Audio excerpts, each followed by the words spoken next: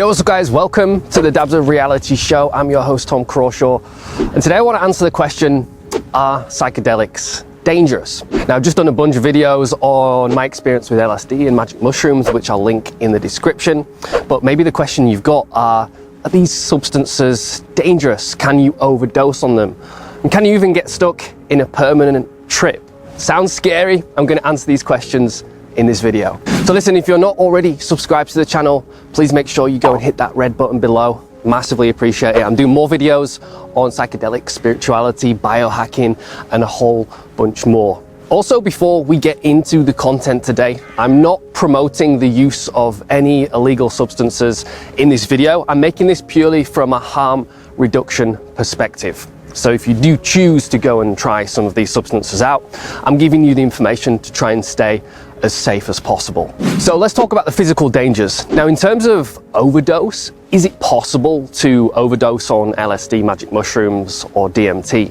Now, there are no known reports of toxicity at a fatal dose from any of these compounds, although it has been proposed that the LD40, the lethal dose of LSD, is 12,000 micrograms. Now, to put that in perspective, a typical tab would probably contain around 200 micrograms. So you'd have to eat a hell of a lot, and the chances of you actually dying from the toxicity of the chemical is still extremely, extremely low. So how harmful are psychedelics in comparison to things like alcohol, tobacco, and maybe MDMA or ecstasy, right? So there is a professor called David Nutt. Now, David Nutt is a leading psychedelics researcher and founder of the Independent Scientific Committee on Drugs, and he created this harm scale. So as you can see on the screen, psychedelics like LSD and magic mushrooms are way down on the scale, with most of the potential harm from psychedelics being directed to oneself. Thing is with psychedelics, they're non-addictive and have been shown to help with smoking cessation and other addictive behaviors. So this idea of taking a drug to combat a drug addiction may sound counterintuitive, but from the research that's been gone on, things like alcohol, things like obviously heroin, have a high risk of harm for oneself and also other people. Especially alcohol, as you saw on the scale, has a massive component of harm for other people. You know, things like domestic violence and street brawls and things like that can cause a lot of harm to other people. Now, Professor David Nutt, he actually got kicked out of the UK government for coming out publicly stating that MDMA or ecstasy is actually less harmful than alcohol, right? Obviously, the establishment can't handle that because, of course, illegal substances are bad for you and they can be addictive and they can cause all sorts of harm. But as we know, MDMA, LSD, psilocybin, they're relatively harmless. But that's not to say there are no risks whatsoever. So that's what we're going to jump into right now. So I do want to stress there are some risks from the mental side, right? So if you have a history of schizophrenia, if you have a history of paranoia, if you have a history of any mental disorders, not just from yourself, but in your family, then it may be worth being cautious around psychedelics. So typically when they do the scientific studies on people, they get screened, and they get screened for these specific mental disorders. So it's definitely not recommended to try LSD or magic mushrooms if you have a history of schizophrenia, because it may trigger something like that. Now, of course, if you don't have any history of that and you have a reasonably strong mind, or at least have an open mind, then these substances can be incredibly beneficial for you. Now, like I said, with anxiety and depression, psilocybin has been found to have a very long-lasting antidepressive effect. Now, you may have heard about people losing their minds on psychedelics, and while this is possible, this is often only temporary. And if you're able to integrate the experience, you'll see it as a challenging experience rather than a bad trip.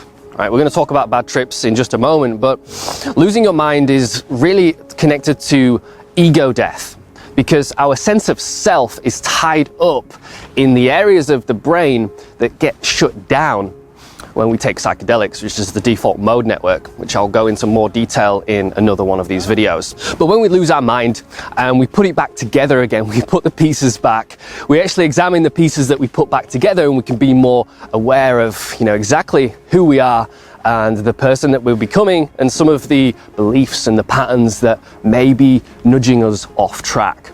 So these are some of the benefits that you can get out of psychedelics. Now, if you were to have a high dose for the first time, you may be plunged into the deep end. It may be challenging, may be difficult. This is why, for myself at least, I've built up to higher doses over many, many years.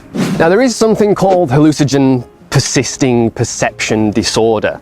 And this is where people get kind of flashbacks of trips where they feel like they're tripping, but they haven't taken anything. This again is extremely rare, and usually in people with a predisposition to schizophrenia or other mental illnesses. So I wouldn't let this put you off. If you have a strong mind, if you have no history of mental disorder, then it's likely that you're going to be unaffected from a mental standpoint with these substances. So another thing that's incredibly important, if you want to know exactly what you're taking, is to test the quality of the substances that you get your hands on. Now, you can get test kits online. They are perfectly legal and they are encouraged. If you're going to take something illegal, then why not test it to make sure that what you're getting is what the person says it is. Now, you can test to see if there's some impurities in the substance. And this is going to be important because if there is something else in the substance that is being claimed, so if someone sells you, for example, some magic mushrooms and there is something else laced in there, it's going to affect how you feel. So depending on what that additional substance might be, it might work with the psilocybin in a specific way that may give you a bad trip or may give you sensations that you were not perhaps expecting. So I highly recommend you get a test kit and just test out before you actually ingest something that you've got off somebody that you probably don't know, or maybe the dark web, who knows. So last but not least, bad trips are possible, and it may even be so severe that you may have PTSD from a bad trip. Now, I personally have never heard of anybody experiencing this, but from the information that I've come across putting this video together, it is possible. Now, how do we avoid or minimize the chance of having a bad trip? Well, there's two things: set and setting. Now, I've spoken about this before. Everybody who talks about psychedelics stresses the importance of set and setting. Now, what is set and setting? So set is your mindset. What's going on emotionally? What's happening with your thoughts? How do you feel? Are there any stressors around you?